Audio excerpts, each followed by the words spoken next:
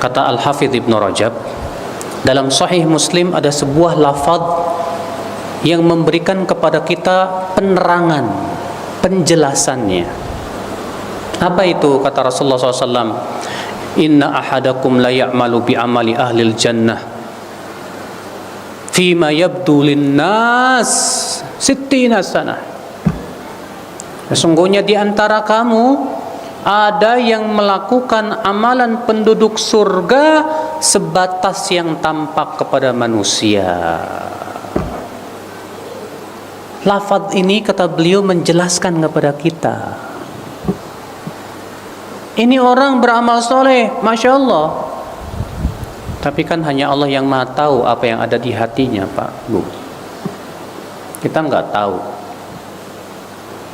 Ini orang, Masya Allah, ada orang yang beramal soleh selama 60 tahun. Ternyata Allah tahu bahwa hatinya sebenarnya menginginkan kemaksiatan.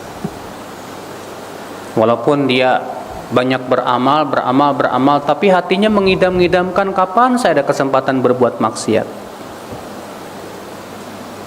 Sehingga ketika ada kesempatan berbuat maksiat, dia berbuat maksiat, wafat di atasnya. Innalillahi wa inna ilaihi raji'un. Iya, mengerikan, Ibu. Atau yang kedua, ada orang beramal soleh 60 tahun, ternyata tidak ikhlas. Dia beramal karena ada tujuan-tujuan, kepentingan-kepentingan dunia yang dia raih, yang ingin dia raih. Dan Allah tahu apa yang ada di hatinya. Rupanya ketidakikhlasan itu, Ibu, menjadikan dia akhirnya wafatnya dalam keadaan su'ul khotimah. Na'udzubillah. Nasallallahu salamata wal afiyah. Ada orang beramal soleh, rajin, Masya Allah, Alhamdulillah, Ibu. Tapi sayang, Bu, orang ini rupanya kemasukan ujub. Tahu ujub? Ibu tahu nggak ujub, Bu? Ujub, bangga dengan amalnya yang banyak, bangga dengan ilmunya yang banyak, sehingga dengan ujub itu Allah batalkan amalannya, Bu. Sudah begitu dia sombong dengan banyaknya amal. Dia merasa, wah, saya kan udah bercadar, saya kan udah Masya Allah, saya udah lebih ngaji, senior dari dia, saya udah banyak amalannya. Akhirnya apa? Dia merasa, wah, sehingga ketika melihat orang yang baru ngaji, dia remehkan, dia pandang dengan remeh. Akhirnya apa? Kemasukan penyakit somse. Tahu nggak somse, Bu? Sombong sekali. Iya. Akhirnya apa? Sombong itu termasuk dosa besar tidak, Bu? Oh iya. Sombong itu termasuk dosa besar, Bu. Kalau misalnya ada orang yang bersombong dengan amalan solehnya, Bu, ya, lalu ia mati di atas kesombongannya, kira-kira wafatnya husnul khotimah apa su'ul khotimah? Su'ul khotimah, Ibu. Iya. Hati-hati maka dari itulah. Ini hadis sebetulnya cambuk buat kita ini. Supaya apa?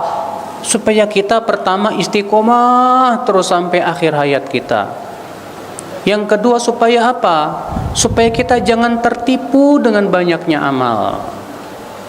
Yang ketiga, supaya apa? Supaya kita memperbaiki apa yang ada di dada kita. Terkadang ada orang, Masya Allah, sibuk memperbaiki amalan lahiriahnya, Bu, tapi amalan batinnya dia tidak perbaiki. Ya, rajin sholat tahajud, rajin dia puasa sunnah, rajin dia sedekah, tapi hatinya banyak penyakitnya, Bu. Ada penyakit suuzon sama suami, ada penyakit dengki sama tetangga, ada penyakit ujub dengan banyaknya amal. Akhirnya apa? Penyakit-penyakit hati ini yang menyebabkan ia wafat dalam keadaan su'ul khotimah. Mengerikan. Maka ibu-ibu sekalian, berarti ada ya ahli ibadah ternyata masuk neraka? Ada? Ada ibu. Ada, Masya Allah. Loh kalau begitu saya nggak mau jadi ahli ibadah, Ustaz. Mendingan saya maksiat aja, nanti kan di akhir hayat saya bisa beramal kebaikan, saya masuk surga. Kita katakan ibu, kalau ibu sengaja seperti itu, emang ibu bisa menjamin di akhir hayat ibu taubat? Banyak kok ada orang yang banyak berbuat maksiat, tapi di akhir hayatnya memang taubat. Ada, tapi banyak juga yang tidak taubat. Siapa yang bertaubat? Orang-orang yang ketika berbuat maksiat tapi hatinya menginginkan taubat, dia ingin kembali sama Allah. Ada jenis orang ketika dia berbuat maksiat itu hatinya nggak tenang, nggak tentram, hatinya itu nggak betah dengan maksiat. Dia ingin kembali kepada Allah, sehingga akhirnya karena hatinya merindukan kebenaran, hatinya merindukan ketaatan, ibu-ibu sekalian, Allah pun berikan hidayah di akhir hayatnya untuk dia berbuat ketaatan dan taubat. Beda dengan orang yang berbuat maksiat, dia sombong, ya, dia bangga dengan maksiatnya. Nih, saya bisa mabuk-mabukan sampai 3 botol.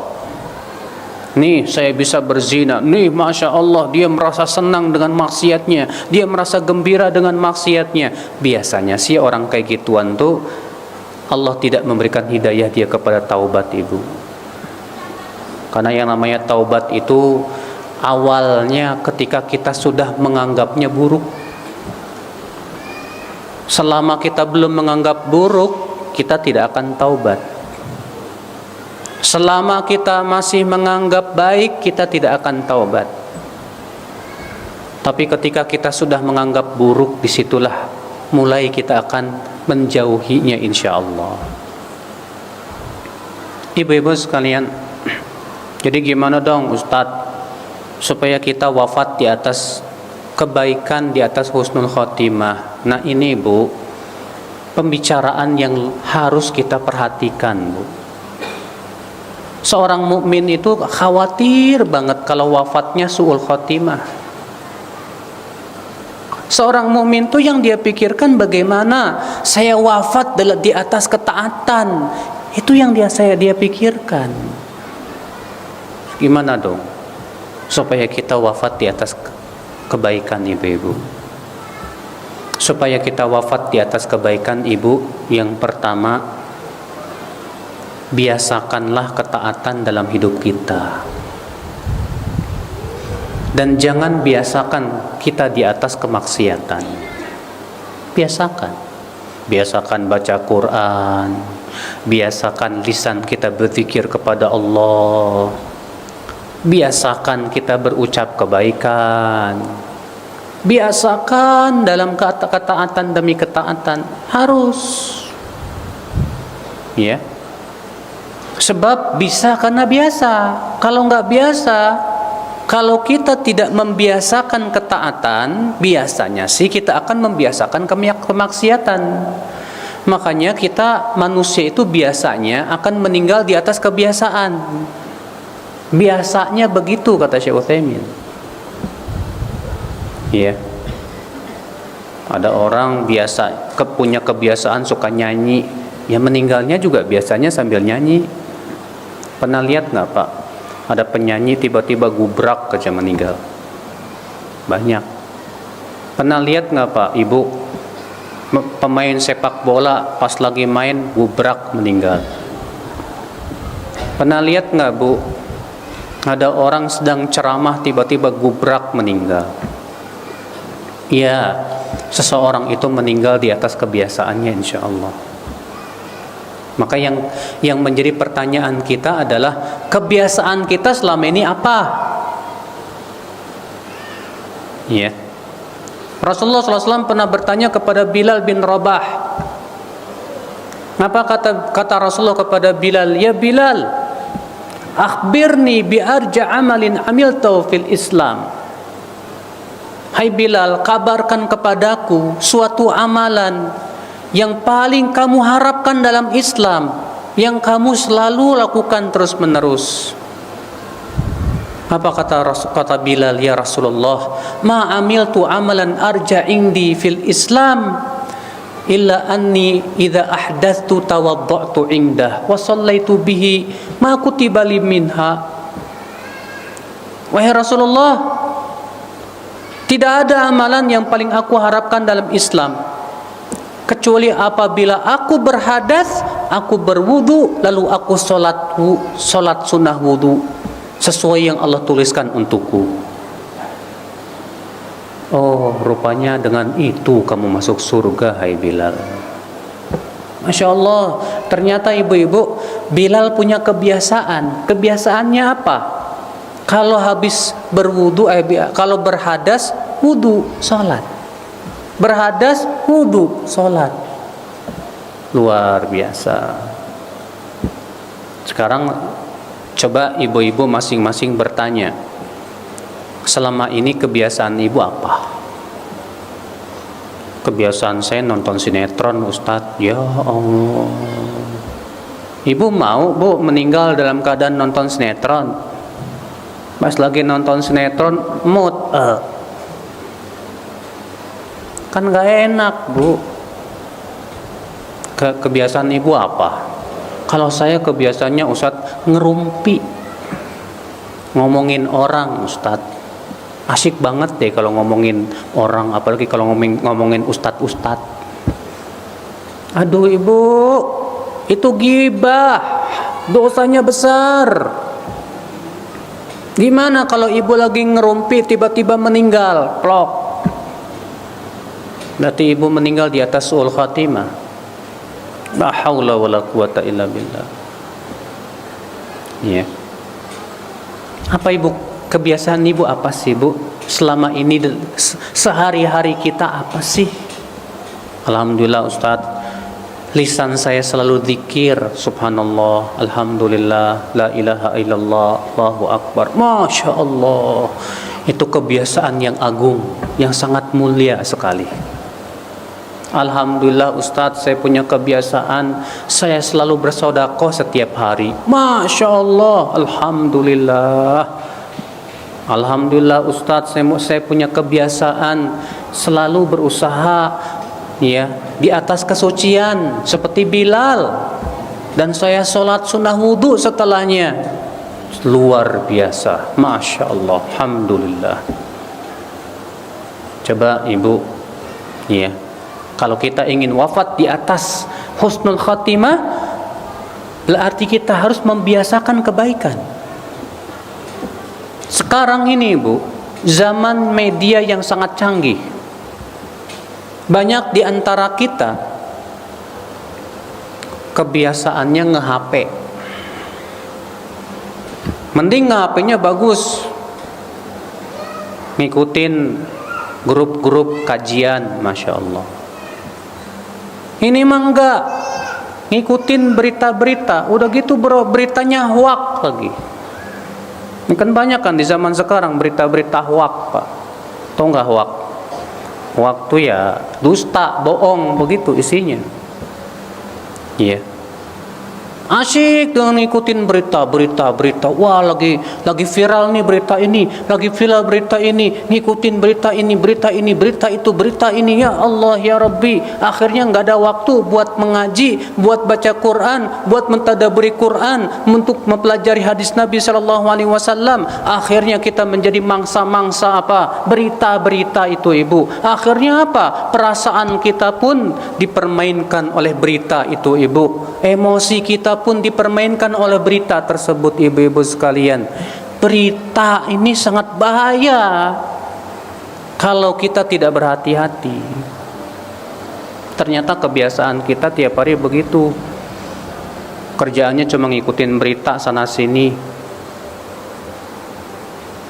Ibu-ibu sekalian, bukannya kita tidak boleh ya membaca berita-berita, bukannya seperti itu. Tapi kan Islam mempunyai apa, Bu? Ya, manhaj yang agung dalam hal menerima berita, Bu. Allah mengatakan, ya ayyuhalladzina amanu in ja'akum fasiqun binaba'in fatabayyanu.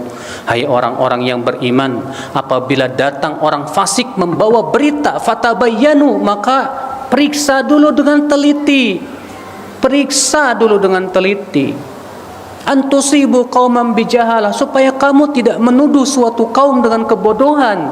Fatusbihu ala ma fa'altum nadimin, sehingga kalian pun akan menyesal akibat perbuatan kalian itu. Yang kedua, Ibu, untuk menghukumi suatu berita kan butuh ilmu kita. Sekarang kalau ada berita masuk ke telinga ibu, ibu baca, kemudian emosi ibu pun dipermainkan oleh berita tersebut.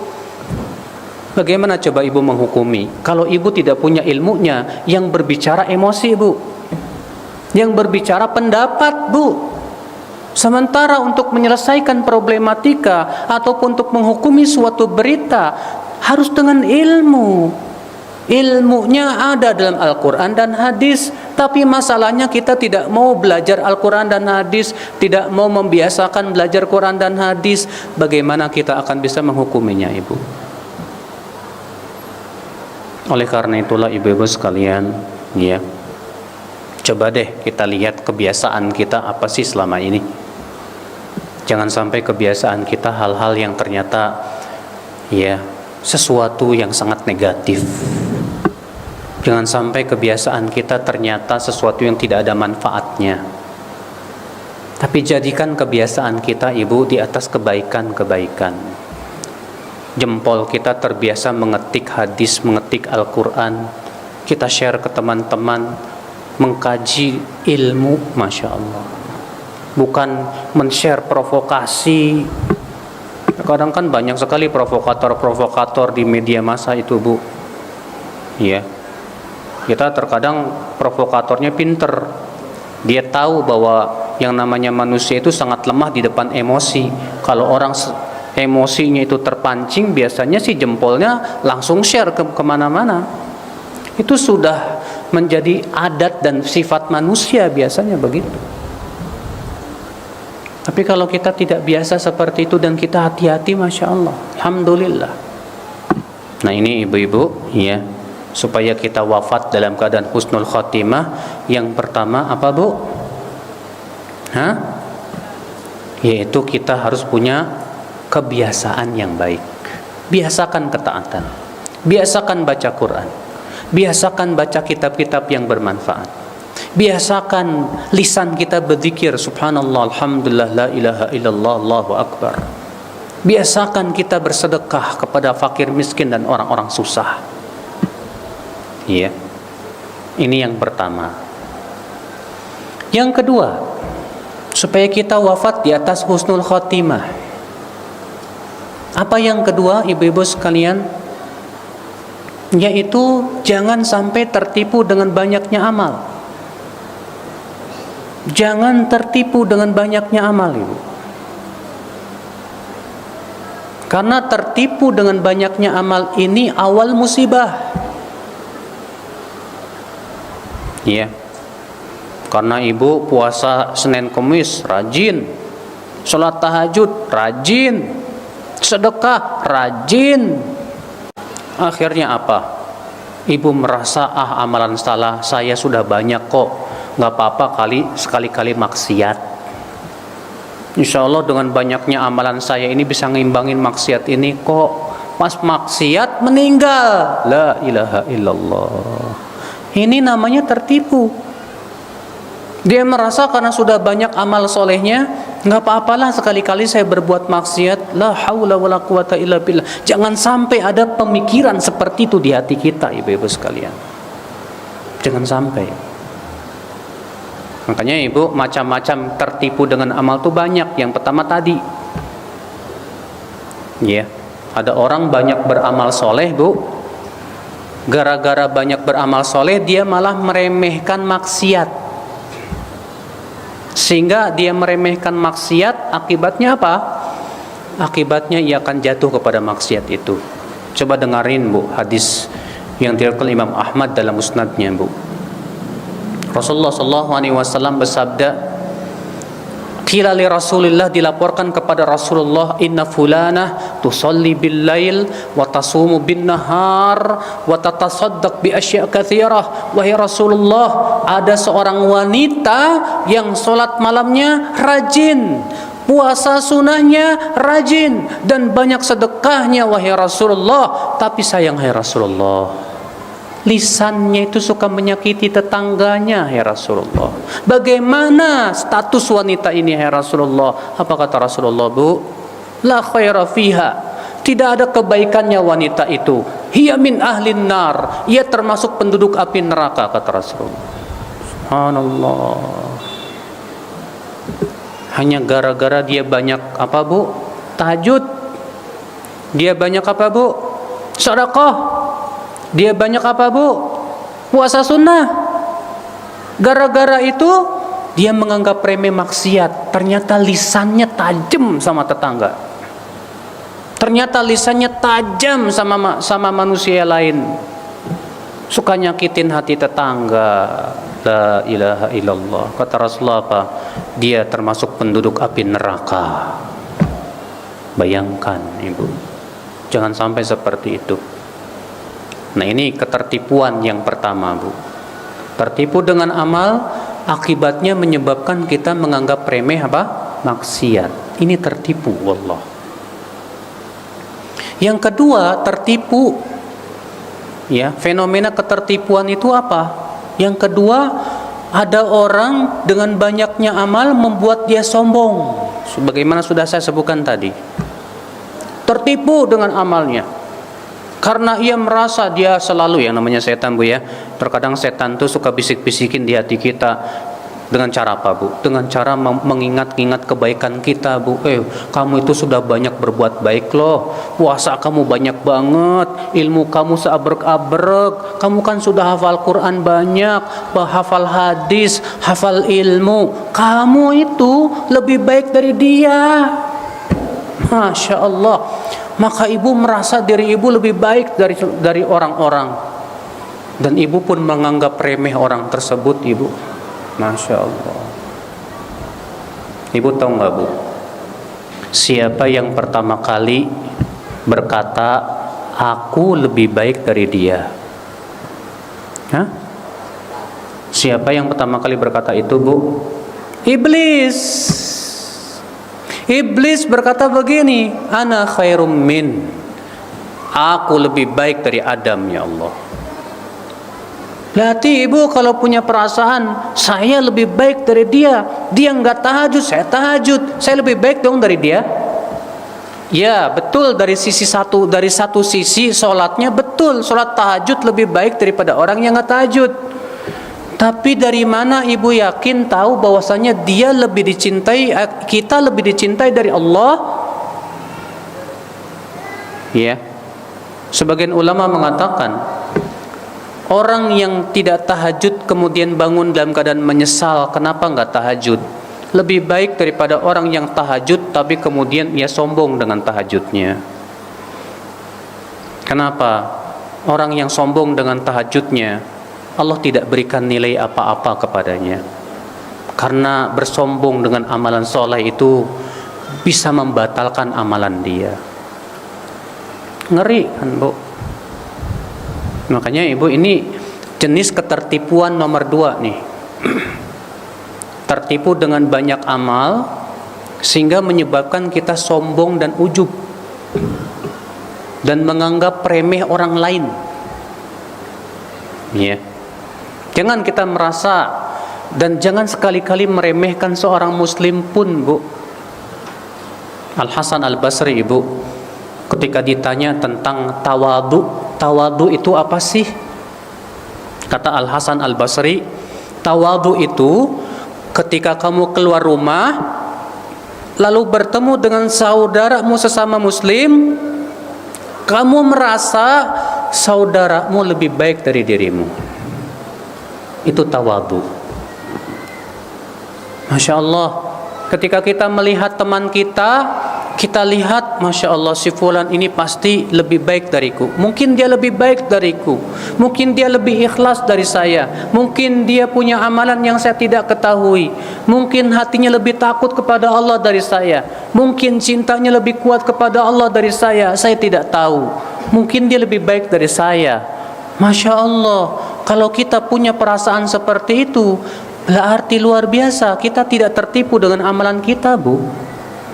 kita tidak tertipu. Makanya ibu-ibu sekalian, nih ya.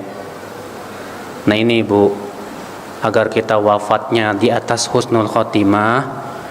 Yang kedua, jangan tertipu dengan banyaknya apa? Amal. Jangan tertipu dengan banyaknya ilmu, dengan banyaknya hafalan riwayat. Jangan. Al Hasan Al Basri berkata, "Laisal ilmu bi kathratir riwayah." Ilmu itu bukan sebatas banyaknya riwayat yang kita hafal dan kita ketahui, bukan.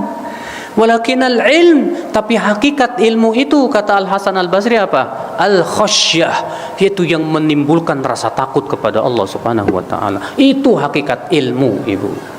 Kalau ilmu membuat kita bangga-banggaan, wah saya ini sudah hafal dan itu, percuma. Berarti itu ilmu yang tidak bermanfaat. Karena hakikat ilmu itu yang menimbulkan ketawaduan di hati. Hakikat ilmu itu yang menimbulkan rasa takut kepada Allah Subhanahu wa taala. Iya. Nah ini ibu, yang kedua, agar kita wafat dalam keadaan husnul khotimah. Apa itu? Jangan tertipu dengan banyaknya amal. Yang ketiga,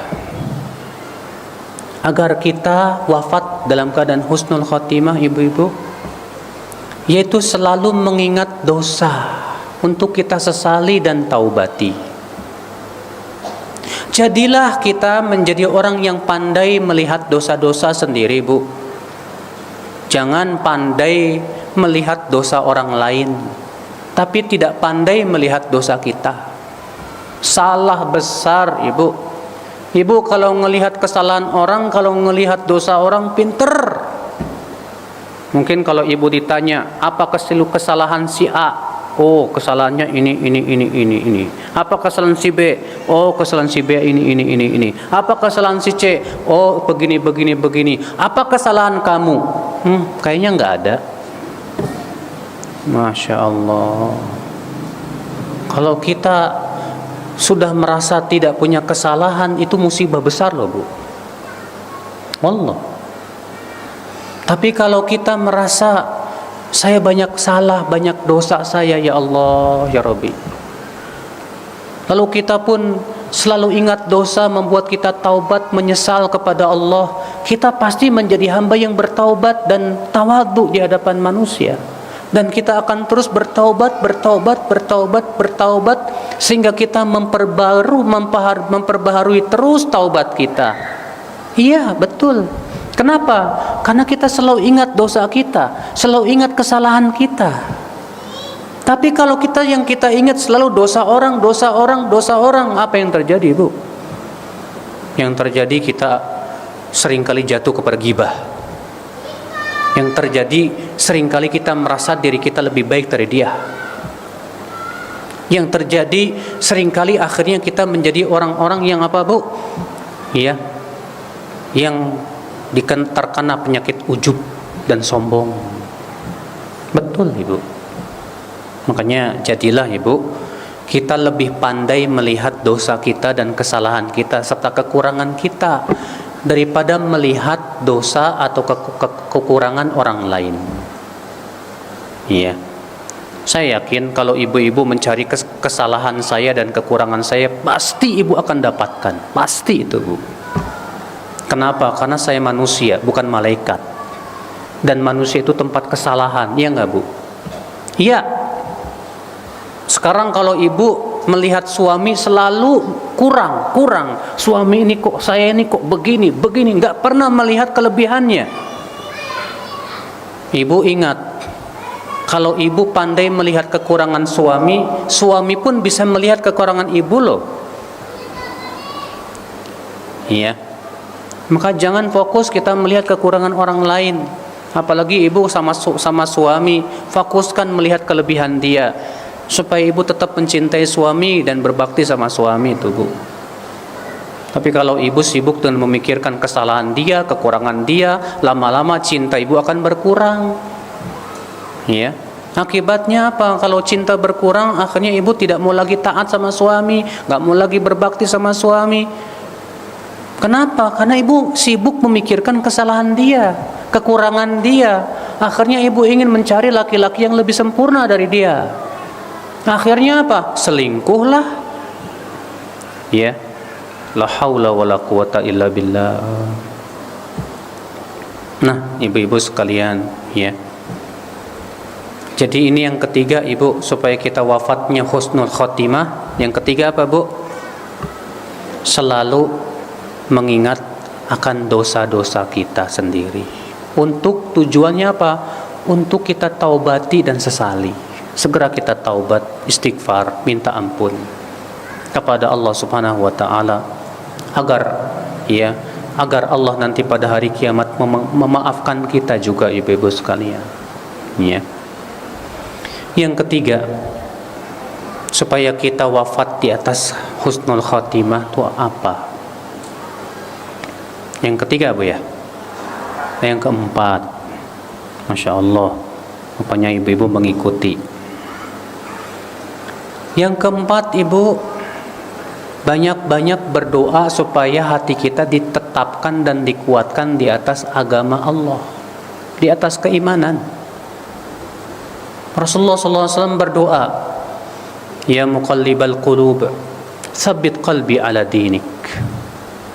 Wahai yang membolak-balikan hati, kuatkan hati kami di atas agamamu. Itu Rasulullah sering kali, ini termasuk doa yang sering Rasulullah ucapkan, bu. Ya muqallibal qulub, tsabbit qalbi ala dinik. Wahai yang membolak-balikan hati, kuatkan, kokohkan hatiku di atas agamamu, ya Allah. Nabi Yusuf doanya apa, bu, dalam surat Yusuf itu? Tawaffani musliman wa alhiqni bis salihin. Ya Allah, wafatkan aku, ya Allah, dalam keadaan muslim, ya Allah, dan jadikan aku orang-orang yang saleh, ya Allah. Masya Allah. Nabi Yusuf doanya, Ya Allah, wafatkan aku dalam keadaan Islam, dalam keadaan muslim. Luar biasa. Islam itu hakikatnya apa? Hakikat Islam itu artinya kita tunduk dan patuh kepada Allah Subhanahu wa taala. Itu hakikat Islam. Nah, ibu-ibu sekalian, banyak minta kepada Allah, apalagi sekarang di zaman fitnah, ibu. Kemaksiatan merajalela, penyimpangan, kerusakan moral, kerusakan akidah, luar biasa sekali, ibu. Kita harus sering-sering banyak-banyak minta kepada Allah Subhanahu wa taala, tadarru kepada Allah supaya Allah selamatkan kita, ibu, supaya Allah kuatkan hati kita di atas agamanya, ibu. Harus itu. Ya, di antara doa yang Rasulullah SAW juga ajarkan, Allahumma inni as'aluka fi'lal khairat wa tarkal munkarat wa hubbal masakin wa an taghfira li wa tatuba alai wa idza aradta biqaumin fitnah faqbidni ilaika ghairu maftun. Ya Allah, aku minta kepada Engkau agar bisa melakukan kebaikan, agar bisa meninggalkan kemungkaran, ya Allah, dan agar bisa mencintai orang-orang yang miskin, dan agar Engkau ampuni dosaku, dan agar Engkau berikan kepadaku taubat, ya Allah. Dan apabila Engkau menginginkan fitnah melanda suatu kaum, tolong wafatkan aku, ya Allah, dalam keadaan aku tidak terkena fitnah tersebut. Fitnah yang dimaksud di sini berbagai macam penyimpangan dari agama. Tuh lihat, ibu-ibu, Rasulullah minta, ya Allah, kalau ternyata Engkau takdirkan fitnah melanda suatu kaum, tolong wafatkan aku dalam keadaan tidak terkena fitnah, ya Allah. Luar biasa permintaan Rasul itu, bu. Iya. Maka kita juga banyak-banyak minta kepada Allah agar Allah kuatkan hati kita, agar Allah berikan kepada kita husnul khatimah, ya. Agar Allah berikan kepada kita untuk istiqomah.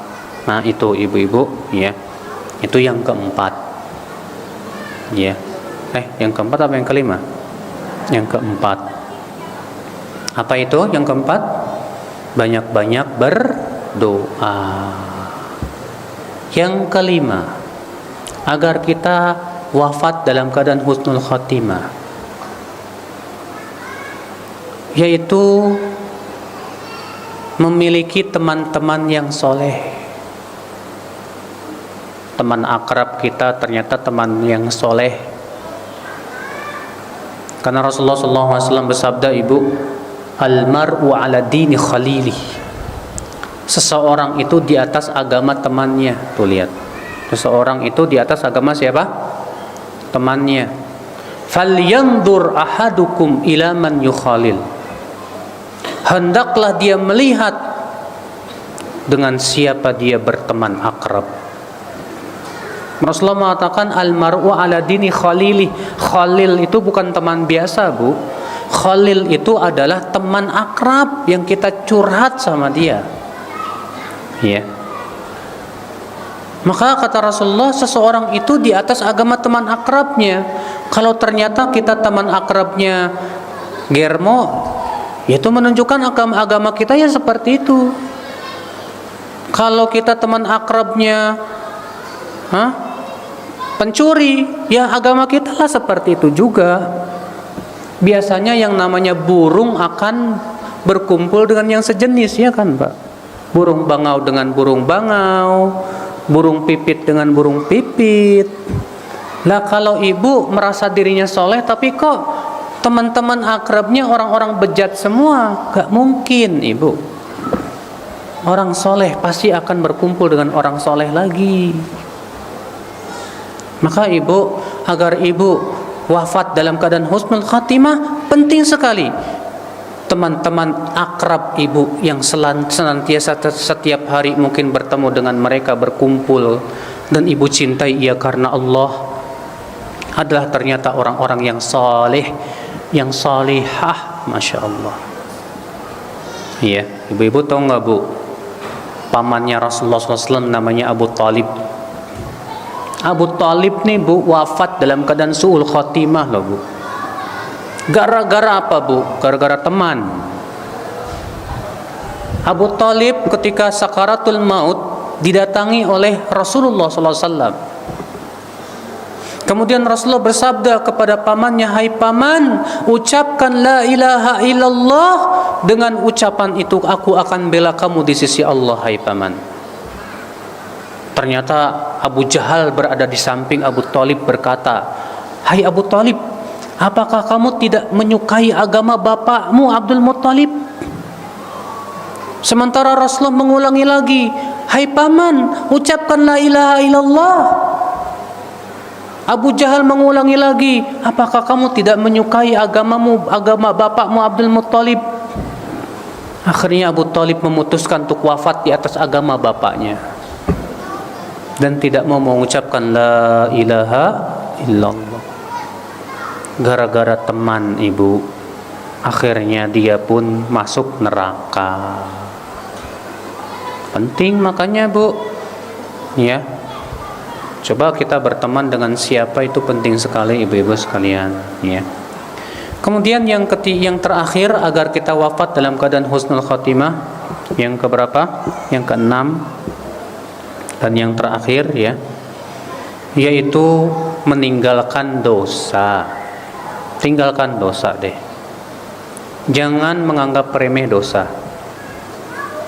Ingat, permulaan seseorang akan jatuh kepada dosa itu permulaannya di saat dia menganggap remeh. Makanya Rasulullah SAW bersabda dalam hadis, inna syaitan qad aisa an yu'bad bi ardikum hada walakin fima tahtaqiruna min a'malikum aw kama qala. Setan, kata Rasulullah, sudah merasa putus asa untuk menggoda kalian. Tapi setan menggunakan satu pintu untuk menggoda kalian, yaitu kalian menganggap remeh perbuatan dosa. Karena kalau kita sudah menganggap remeh dosa, itu tandanya kita akan jatuh kepada apa? Dosa.